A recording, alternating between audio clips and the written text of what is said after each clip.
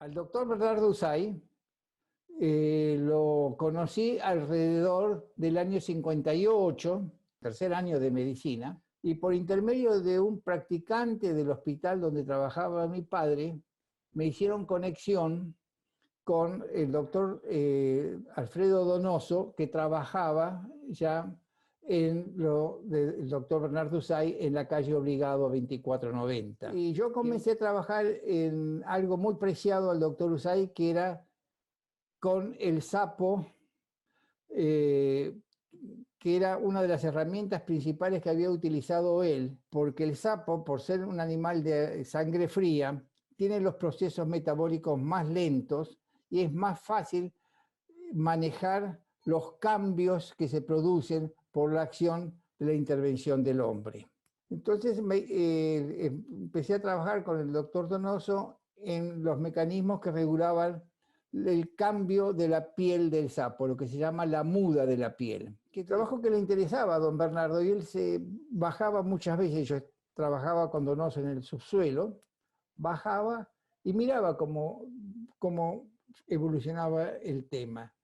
Quizás él fue el que me enseñó a hacer la hipofisectomía del sapo, una técnica muy difícil, que es sacar la hipófisis, una pequeña glándula que está en el cerebro, es la base del cerebro, en un animal pequeñísimo como es el sapo, ¿no? Que es un animal de unos 200 gramos de peso. Él me enseñó, me dio indicaciones. Quizás las primeras armas las hice con Alfredo Donoso, pero luego caía y daba su toquecito un poquito más acá, más calma allá. Y lo que era interesante, que don Bernardo no, no transmitía nerviosismo.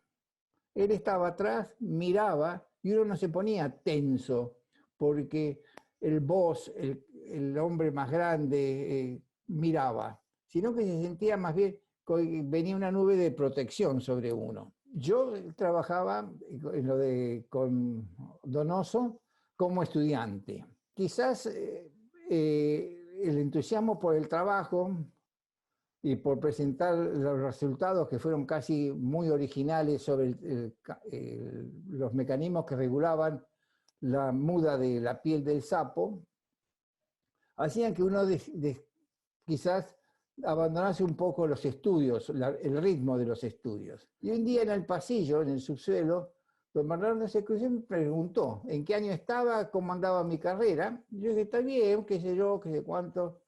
Empezamos a hablar y dice, bueno, mejor que vaya y vuelva con el título. Así más o menos directo. Sí, porque hay una mucha tendencia de hacerse crónico. Entonces, mejor que lo que haya que hacer se haga, y lo otro puede esperar. Y me retiré, me tuve que ir, así ya con eso alcanzaba, ¿no? Me fui y me puse a estudiar, y entonces me obligué a mí mismo a terminar la carrera antes de los 6 años. Ya el cuarto año de mi beca, estaba la inquietud de salir al exterior y conocer el mundo, el universo científico, al cual uno tenía poco acceso. Hay que dejar bien claro, en aquel tiempo no había internet, no había televisión, o era muy escaso. Entonces uno conocía más que nada noticias que tardaban mucho en llegar. Y había poco acceso a la bibliografía, y uno tenía ídolos en Estados Unidos o en Europa que quería conocer. El doctor Usay opinó que quizás ir al Instituto Nacional de la Salud en Estados Unidos, por ser un centro muy grande, con muchos laboratorios en diversos campos de las ciencias fisiológicas, sería una buena escuela formativa para mí. Y se puso en comunicación con el doctor Bernardo Prodi, de igual nombre que don Bernardo Usay, y entre los dos decidieron que yo podía viajar allá y hacer una beca de un año. Y es así que en el 66, en noviembre del 66, viajé a los Estados Unidos con mi familia, y durante esos 3 años recibí la visita de don Bernardo Usay varias veces, porque él viajaba mucho a las reuniones de la Pan American Health Organization, de la PAO. Y cada viaje de él, Josefina Yanguas, que era su secretaria, me avisaba que el doctor Usay viaja, llega tal día en vuelo tal. Y eso yo lo tomaba claramente como una invitación a ir a recibirlo.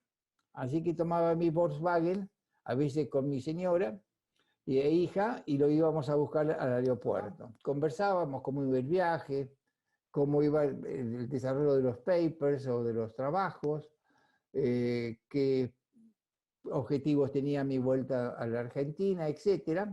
Conversaciones muy intensas con él. Y hubo alguna vez que empezó a insinuar que me tenía que dedicar más a la farmacología que a la fisiología.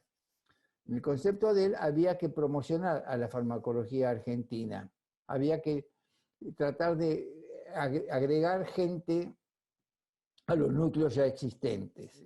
Al cabo del año 68 me contó que un destacado estudiante, que había sido un destacado estudiante de fisiología, que había ido a Europa, había viajado a Europa, se había formado muy bien en farmacología con el doctor Trendelenburg, con Martha Vogt, líderes de la farmacología de aquel tiempo, y que sería interesante que yo me pusiera en contacto con él.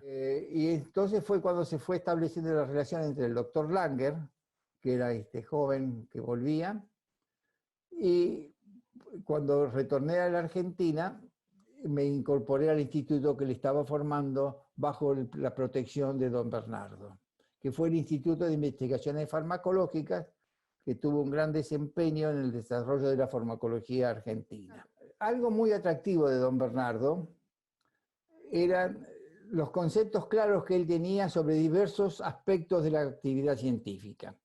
Por un lado, él sostenía que cuando se formaba a un becario, cuando, digamos, un científico que ha llegado al nivel medio, digamos, de su crecimiento y empieza a tomar becarios, debe tomarlos con la sensación o el sentimiento claro que esos becarios no vienen a servirlo a él para ayudarle a terminar sus trabajos para ser más famoso, sino que él tiene que formar gente que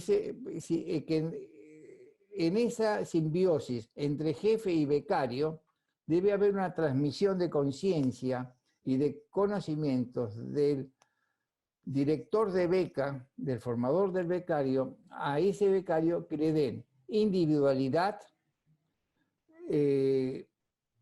conocimiento de sí mismo, de sus propios alcances y de saber aprovechar esos alcances para que él crezca por sí mismo y no que sea un satélite del formador del becario. Es decir, cada jefe debe formar a otro jefe.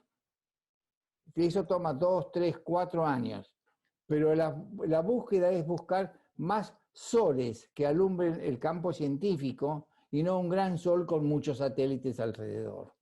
Esa es una idea muy clara de don Bernardo, y eso lo aplicamos mucho en el instituto.